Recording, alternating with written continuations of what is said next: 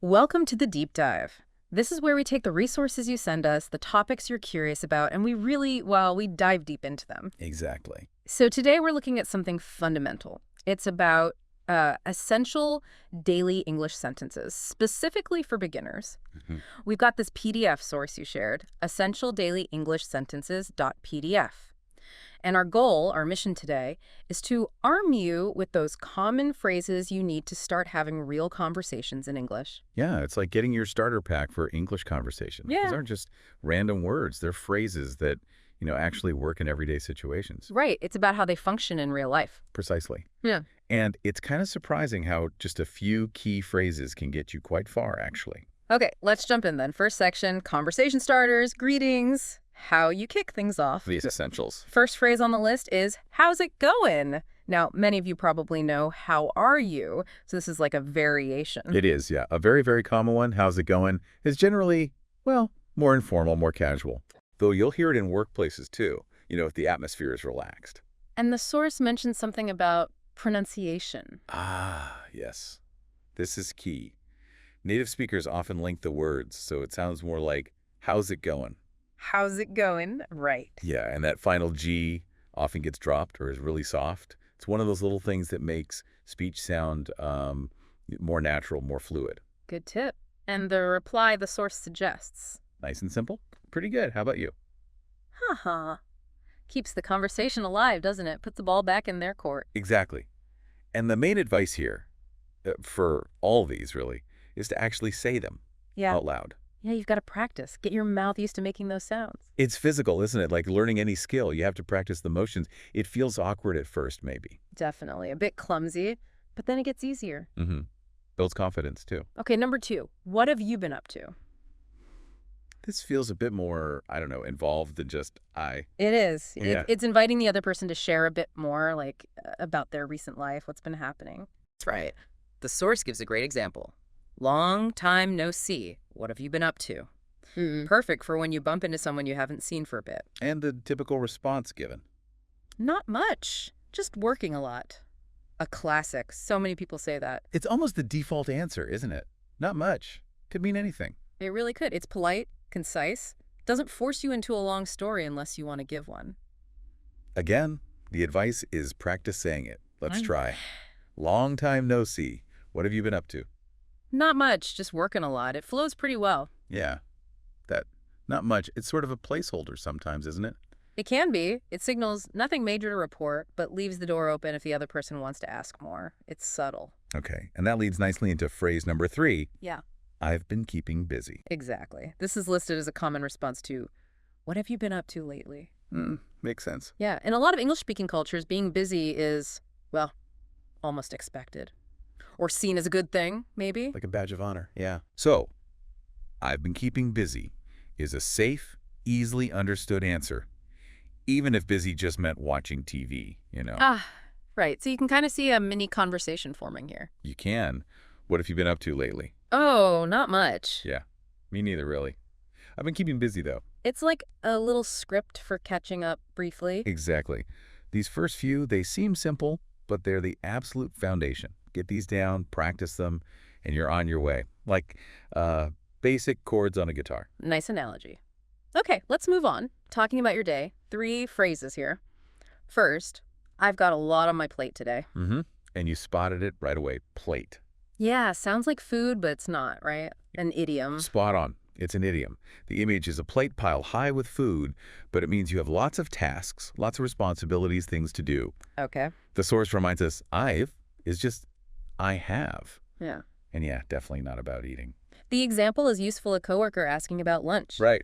Want to grab lunch? Oh, I'd love to, but I've got a lot on my plate today. Maybe another time. Perfect. Polite refusal.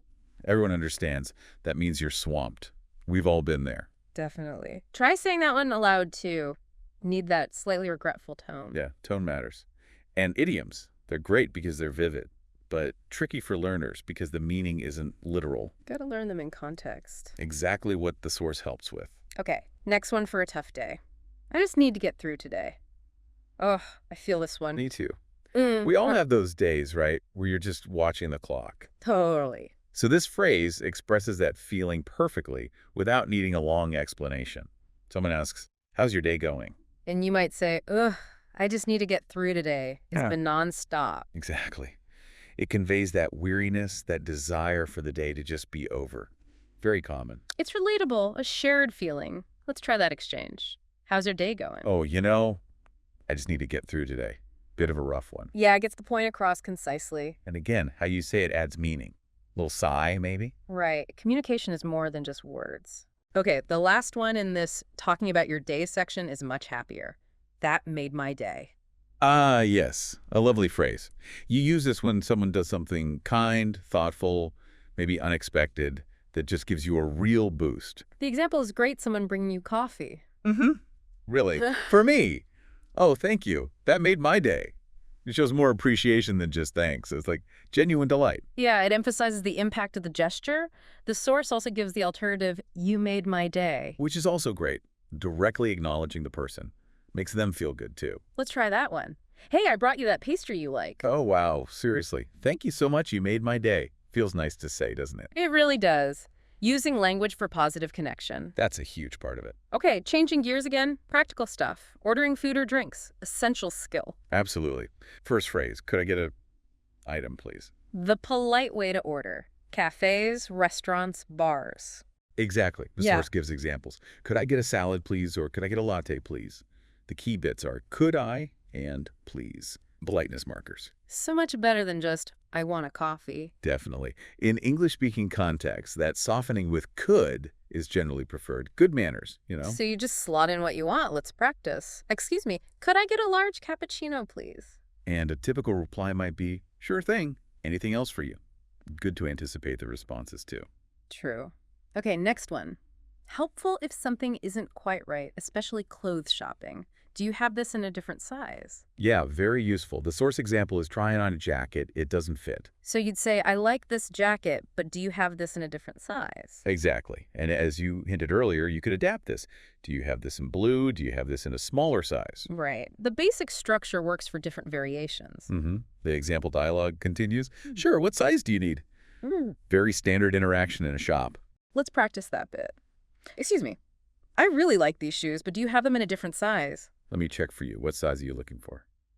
Straightforward. Gets the job done politely. And noticing those patterns, Yeah. like do you have? Froob helps you form other questions too. Good point. Okay, last one in this section, very practical today. Can I pay with a card? Essential. Yeah. Especially if you're traveling or just in a new shop. Can't assume everywhere takes cards. Right. The source notes that cards are common, like in the US, but not universal. Exactly. So asking, can I pay with a card here? Or maybe, do you take cards? Yeah. It's just smart. Avoids awkwardness later. The example response is reassuring. Yes, that's no problem. Hopefully you hear that. Let's try it. Excuse me, just wondering, can I pay with a card? Yep. We accept all major cards. Simple but crucial info. These practical phrases really build confidence for everyday stuff. Okay, on to the social side again. Making plans. 3 phrases here. First, are you free this weekend? Classic opener for suggesting something. And the source clarifies free means available, right? Right. Not costing zero. Important distinction. Yeah. The example is short and sweet. Hey, are you free this weekend? Yeah, I think so. What's up? Perfect. Opens the door without committing yet. It's low pressure, gauges availability and interest. Let's try. Hiya, are you free on Saturday evening? Possibly. Why? What did you have in mind? See, now we can discuss ideas. Exactly. Test the waters gently. Next phrase for suggesting an activity. Let's grab a bite to eat. Sounds casual. That's the idea. It implies something informal, maybe quick. A sandwich, coffee and cake. Yeah. Maybe a light lunch, not usually a fancy long dinner. Okay. The example connects it to feeling hungry. Feeling kind of hungry, let's grab a bite to eat. Sure, sounds good to me. Easy agreement there. Perfect for spontaneous let's get food moments. Try it. Man, I'm starving, want to grab a bite to eat. Definitely. I could eat. Where are you thinking? Plan forming. And that leads us right into the next one for agreeing.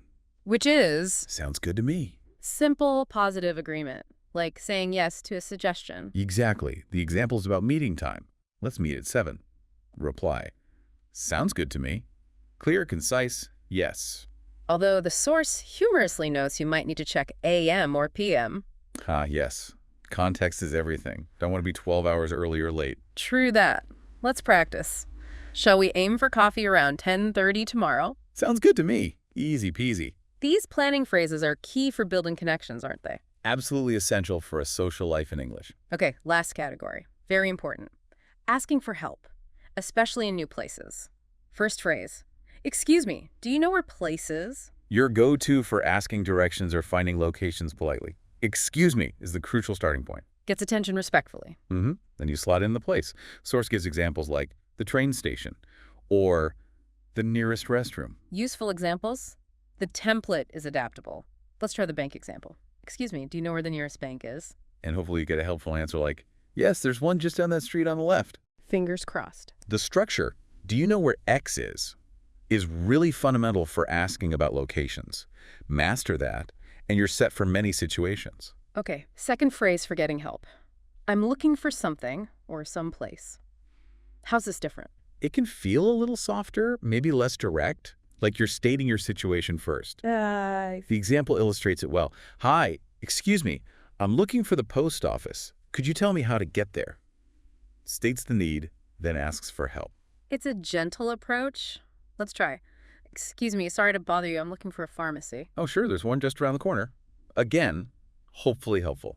Using phrases like this shows you're making an effort. People usually respond well to that. Generally, yes. Okay, final phrase. And maybe the most vital for any language learner. Could you say that again?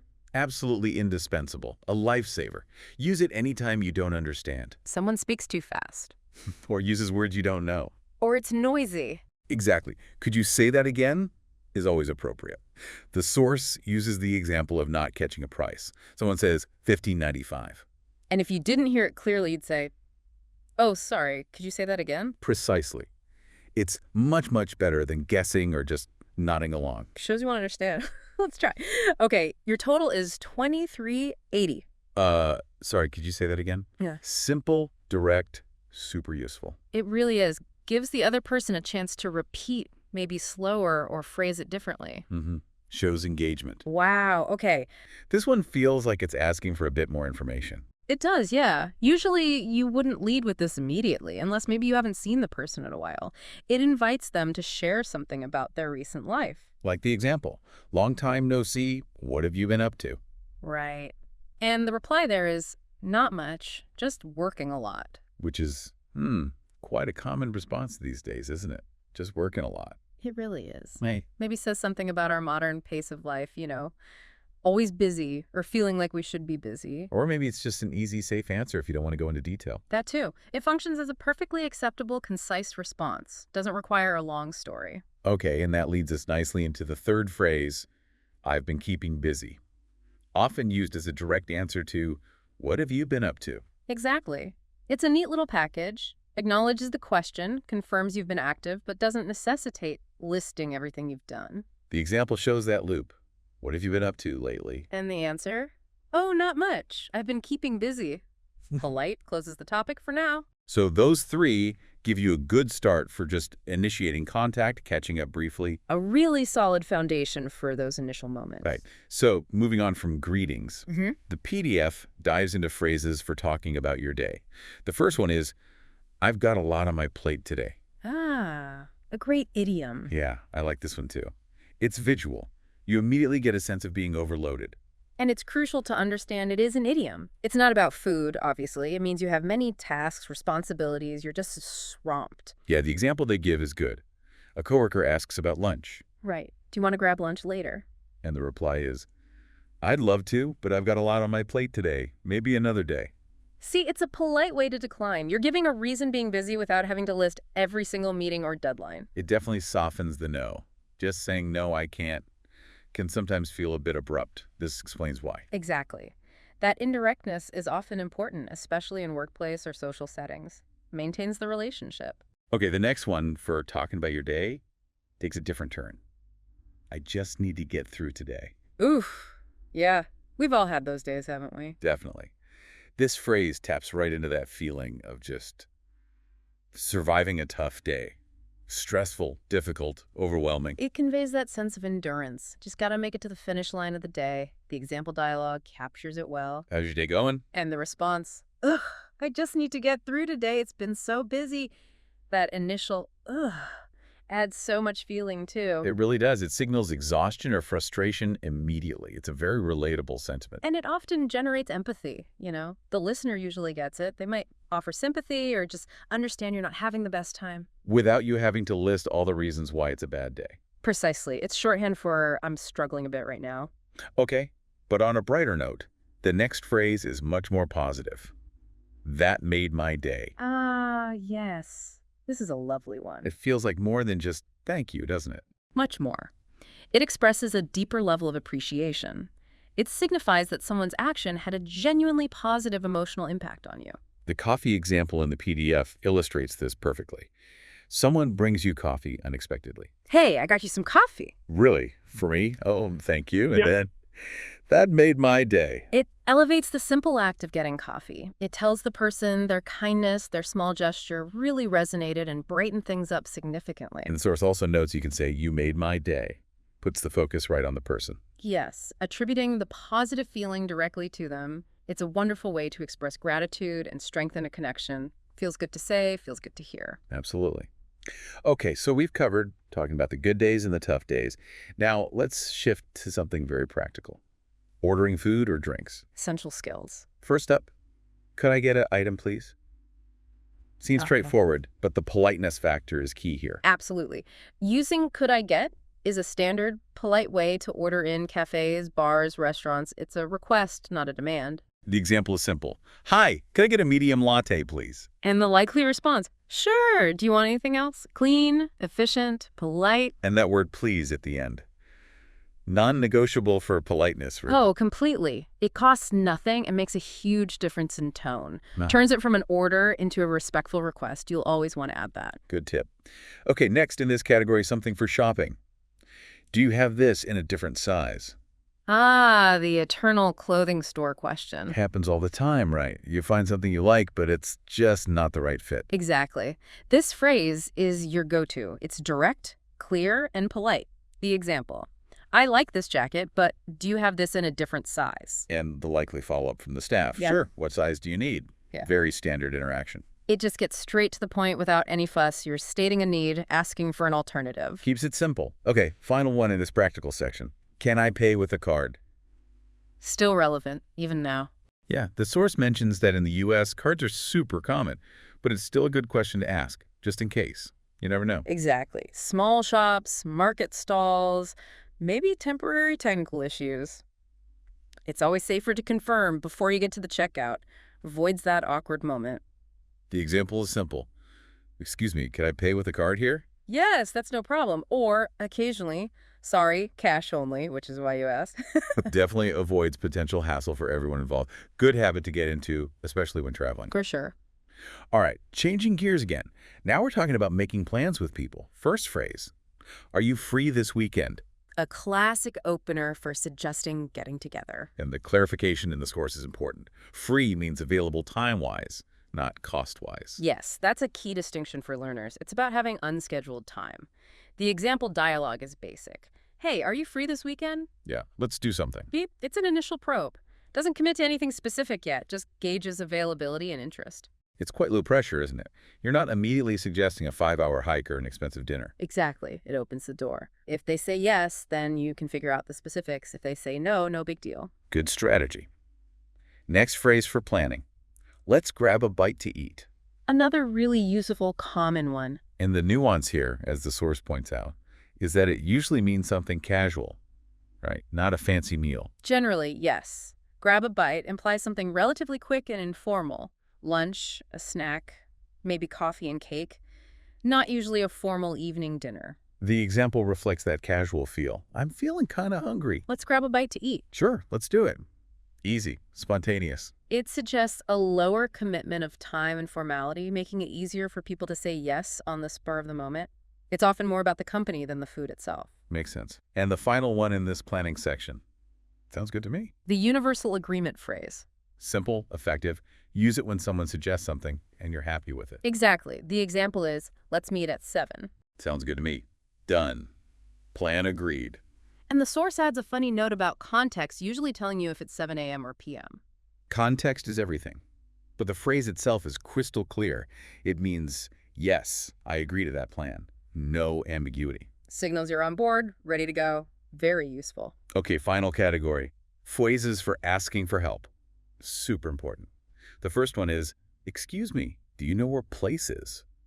Your absolute lifeline when you're lost or looking for something specific in an unfamiliar place? That, excuse me, at the start is vital, isn't it? For politely getting someone's attention. Crucial. You don't just walk up and demand information. Excuse me signals a polite interruption. Then you ask your question. Example.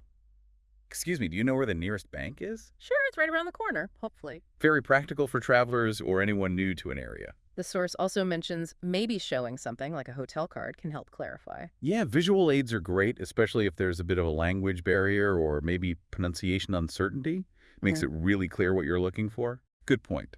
Second phrase for asking for help. I'm looking for something someplace. This feels a little softer, maybe less direct than do you know where. I think so too. It's like you're stating your situation first, inviting help. Right. It signals, I need assistance finding this. The example. Hi, excuse me.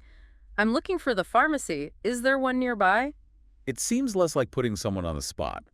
If they don't know, they can just say so without feeling how they failed a quiz. Exactly. It opens the door for them to help if they can, maybe even offer alternative suggestions. It feels a bit more collaborative. Nice alternative.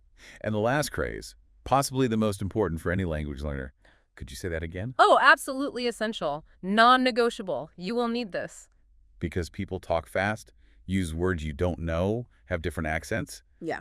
It's inevitable you won't catch everything first time. And there's zero shame in asking for repetition. It's much, much better than nodding along and having no idea what was just said. The example used is a price. A shopkeeper says, it's $14.75. And the response, could you say that again? Maybe they said it quickly, maybe the number is complex. This phrase clarifies. The source calls it a key part of your English toolbox. And that feels right. It prevents misunderstandings. It really does. It shows you're engaged and you want to understand. It keeps communication going rather than letting it break down. Don't hesitate. It's crucial. Yeah, it bounces it back. Exactly. It shows you're engaged in the conversation and interested in the other person, keeping the interaction balanced. So maybe we should try saying it, just to get the feel. Good idea. Okay. How's it going? Pretty good. How about you? There you go. Feels natural, right? Yeah, saying it out loud really makes a difference. Okay, so the next conversation starter is, what have you been up to? Ah, okay. Bit more involved. This one feels like it digs a little deeper than just a casual hello, you know? It does, yeah. What have you been up to? Basically asks about someone's recent activities or like experiences. It's a way to invite them to share a bit more about what they've been doing lately. The example the source gives is perfect for illustrating this. Long time no see. What have you been up to? You'd use this when you're reconnecting with someone after a while. Right, someone you haven't seen in ages. And the suggested reply is quite, well, to the point. Not much, just working a lot. Yeah. Seems like that's a pretty universal experience these days. Absolutely. Not much. It's just a brief way of saying there haven't been any, major developments. Okay. And just working a lot reflects the reality for so many people. It's concise, but still offers a little bit of information. Let's try that little exchange then. Sure. So maybe you start. Okay. Long time no see. What have you been up to? Not much. Just working a lot. See? It just flows. And notice how the question naturally prompts a slightly more detailed response than, say, how's it going? Definitely. Yeah, it invites a bit more. And that leads us nicely to our next phrase. I've been keeping busy. Ah, yes. The busyness response. The source points out that this is a really common answer to what have you been up to lately? It feels like a slightly more maybe proactive way of saying not much. That's a great way to put it, actually. I've been keeping busy suggests an ongoing state of being occupied, right? Whether it's with work or hobbies or other responsibilities. It taps into that modern feeling of always having things to do. The example exchange is, what have you been up to lately? Oh, not much. I've been keeping busy. Right. You can see how these phrases kind of build upon each other in a natural conversation. It's interesting, though, isn't it, how even these simple phrases can give you a little window into the culture, the sort of constant emphasis on being busy. Oh, yeah. It almost feels like a default state for many people, like you should be busy. It can be, yeah. Sometimes it can even be a subtle way of indicating that, you're important or that your time is valuable. But honestly, In most everyday conversations, it's simply a common way to describe what you've been doing. Just a standard reply. Pretty much. Let's try this whole exchange. You ask me. Okay. What have you been up to lately? Oh, not much. I've been keeping busy. Moving on then to our next category, which I think is something we can all relate to. How to talk about your day. Yes, the daily grind or the daily joys. Exactly. The first phrase here is, I've got a lot on my plate today. I really like this one because it creates such a clear mental image. It does, doesn't it? And as the source rightly points out, we're definitely not talking about actual food. No burgers piled high. No. To have a lot on your plate is an idiom. It just means you have many tasks or responsibilities or maybe problems to deal with at the same time. Right. Swamped. Exactly. And that contraction I've is short for I have, which is a key piece of grammar for beginners to recognize too. Good point. And the example of declining lunch is so practical. Do you want to grab lunch later? In the reply, I'd love to, but I've got a lot on my plate today. Maybe another day. It's just a polite and concise way to say you're busy without having to list everything you need to do. It just gets the message across effectively. Oh, really does. Let's practice that little exchange. Do you want to grab lunch later? I'd love to, but I've got a lot on my plate today. Maybe another day. It sounds very natural, doesn't it? Very common. It does. And that politeness is so important in social interactions, isn't it? This phrase acknowledges the invitation while clearly stating your lack of availability without being, like, overly negative or blunt. Yeah, it softens the no. Mm. Okay, the next phrase for talking about your day is something I think we've all felt at some point. I just need to get through today. Oof. Yes. The survival mode phrase. It definitely sounds like it's reserved for those tougher days. Exactly. This phrase is used when you're experiencing a difficult or stressful or just generally challenging day. It conveys a sense of just wanting the day to be over. Right. The example provided is, how's your day going? And the response, ugh, I just need to get through today. It's been so busy. That so busy really emphasizes the feeling, doesn't it? Like you're just wading through it. It does. It's a way to acknowledge that things are tough without necessarily going into all the specifics. It's almost a way of saying, hang in there, self. I'll be glad when this day is over. Let's try that one. How's your day going? I just need to get through today. It's been so busy. You can almost hear the weariness in that response, can't you? Yeah, you really can. The tone would be key there. Definitely. And the intonation would likely be a little lower, perhaps with a slight sigh implied. Those nonverbal cues, even implied ones, add so much to the meaning. Okay, our final phrase in this talking about your day category is a much more positive one, thankfully. That made my day. Okay. Lovely phrase, yes. Yeah. This is what you say when something good happens, even if it's something small, right? Absolutely. That made my day is used when someone does something kind or thoughtful that brings you joy, lifts your spirits. The coffee example from the source is perfect.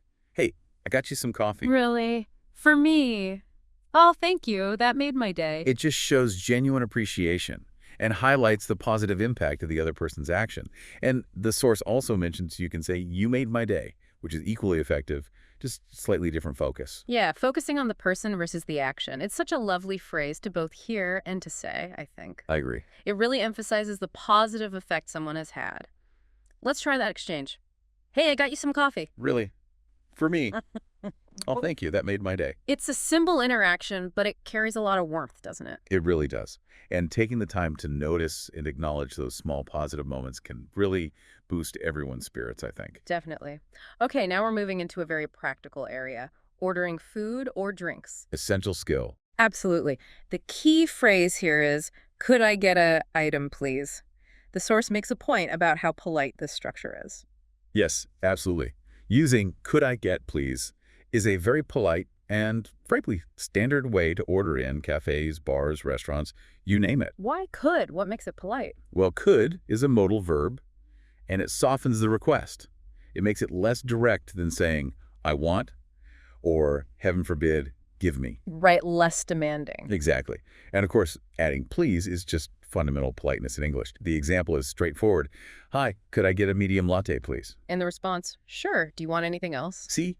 It's a straightforward and universally understood way to place an order. There's really no room for misunderstanding there. Let's practice that. Hi, could I get a medium latte, please? Sure. Do you want anything else? Simple and effective, can't go wrong. Nope. And, just remembering to use a polite tone of voice will only enhance the positive impact of those words. Makes the interaction smoother. Good point. Okay, our next category is all about clothes shopping, another practical one. Very practical, especially if you like shopping. The first phrase is, do you have this in a different size? This is a lifesaver when you find something you like, but it doesn't fit quite right. Absolutely, a total lifesaver. When you're trying on clothes and the thighs isn't what you need, do you have this in a different size? Is the direct and appropriate question to ask a store employee. Mm-hmm. The example given is, I like this jacket, but do you have this in a different size? And the likely response, sure. What size do you need? Exactly. It clearly communicates your interest in the item while addressing the problem of the incorrect size. Straightforward. It gets straight to the point and avoids any, awkwardness about it not fitting. Let's try that one. I like this jacket, but do you have this in a different size? Sure. What size do you need?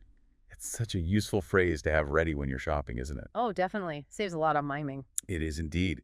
Knowing how to ask this smoothly can make the whole clothes shopping experience much less frustrating.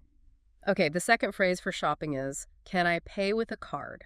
The payment question. Crucial. The source mentions that while using a card is super common in many places, especially, say, in the US, it's still a good question to ask in other countries or maybe even in smaller shops anywhere. That's right. While electronic payments are becoming more and more widespread, it's always a good idea to double-check if a business accepts card payments, especially if you don't happen to have cash on you.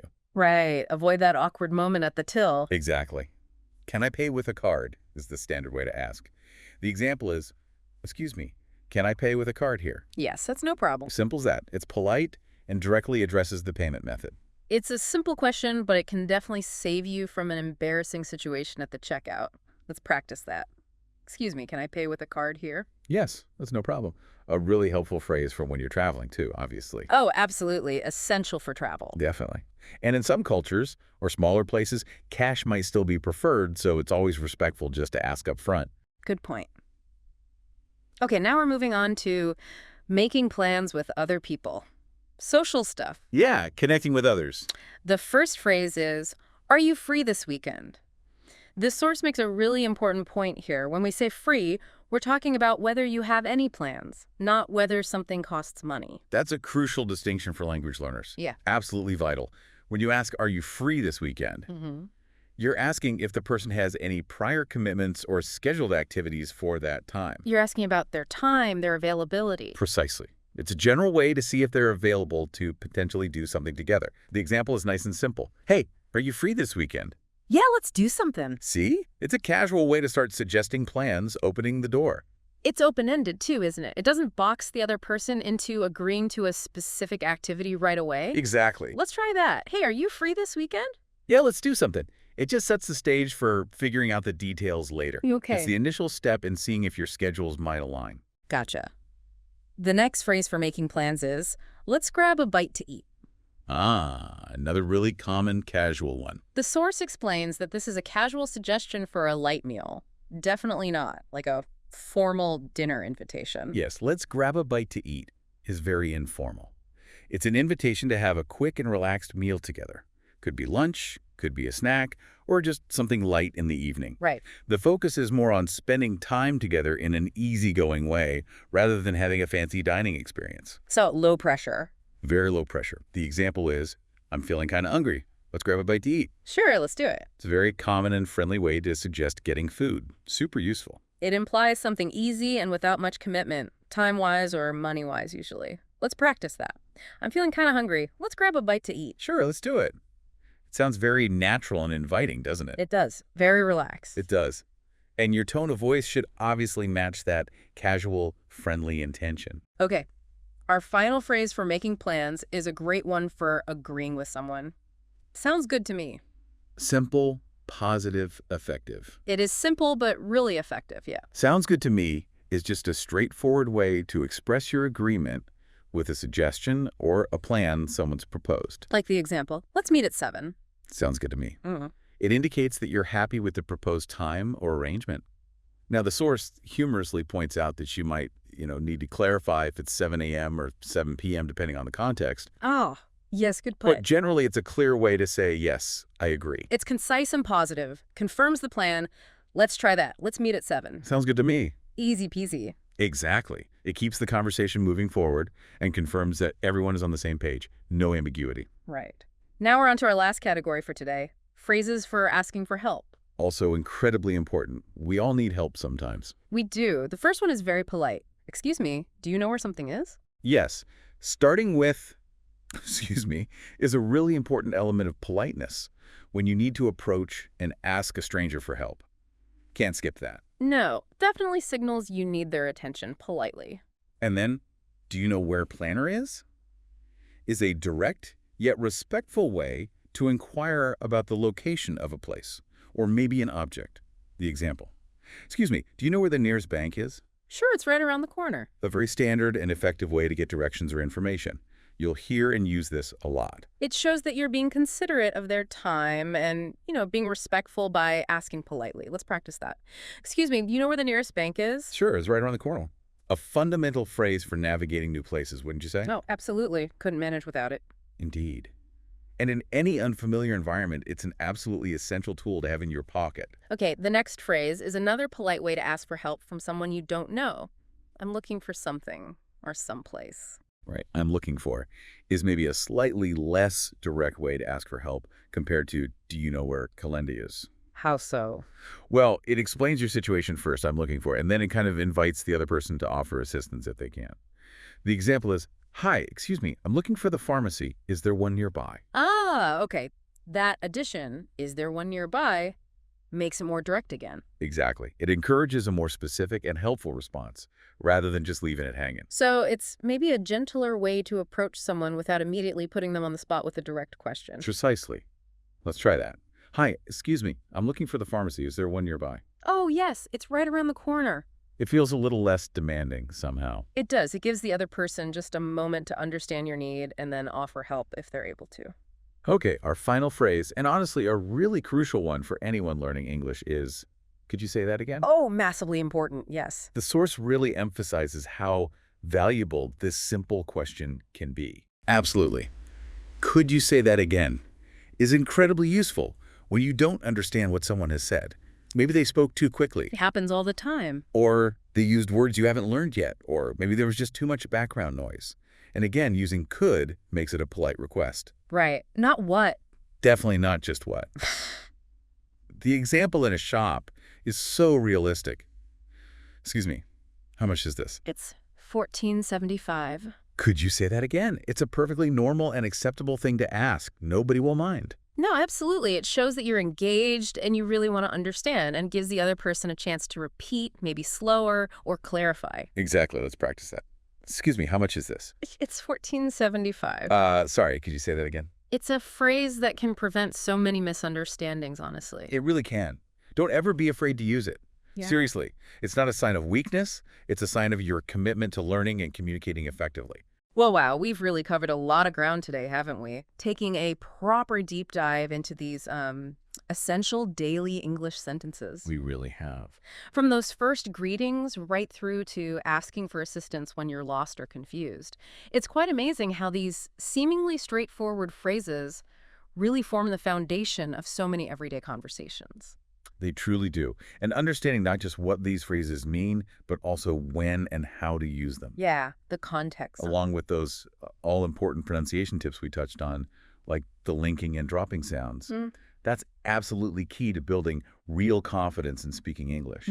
These phrases provide a fantastic starting point for beginners to begin communicating in a whole wide range of common everyday situations. And remember, for all of you out there listening who want to keep learning and practicing this stuff, the original source, speakenglishwithvanessa.com, has that fantastic free PDF worksheet we mentioned. Oh yeah, the worksheet. It includes all 15 of the phrases we've discussed today, plus they threw in 5 bonus phrases specifically for getting to know people better. Ooh, nice bonus. And even that quiz to test what you've learned. It's a really valuable resource to have at your fingertips, I think. It really is. Having those extra phrases for starting slightly deeper conversations can be incredibly beneficial as you become more comfortable. Getting past the basics. Right. And the quiz is just a great way to reinforce everything we've talked about in this deep dive. We definitely recommend checking it out if you can. So here's what I'd suggest. Maybe a little call to action for you listening. Try to use just one or two of these phrases in your next English interaction. Yeah, start small. It could be as simple as saying, "How's it going?" to someone you meet. Remember how it sounds? Like, "How's it going?" Crew, keep in mind the typical responses, "Pretty good," and just give it a try. See how it feels. Exactly. Don't worry about making mistakes. Please don't. That's a natural and, frankly, essential part of the learning journey. Nobody gets it perfect first time. So true. The more you practice using these phrases in real conversations, the more natural they'll feel and the more confident you'll become. Think about the kinds of situations you encounter each day where these phrases might fit, and maybe mentally prepare to use them. Good tip. Visualize it first. Yeah, a little mental rehearsal can really help. Okay. And on that note, let's leave you with this final thought. Every significant journey begins with a single step, right? Or in this case, perhaps a single well-chosen phrase. Nice analogy. Mastering these fundamental expressions isn't just about memorizing words. It's really about unlocking the door to countless conversations and ultimately building meaningful connections in English. That's the real goal, isn't it? Connection. Absolutely. So keep practicing, keep exploring, and most importantly, keep speaking.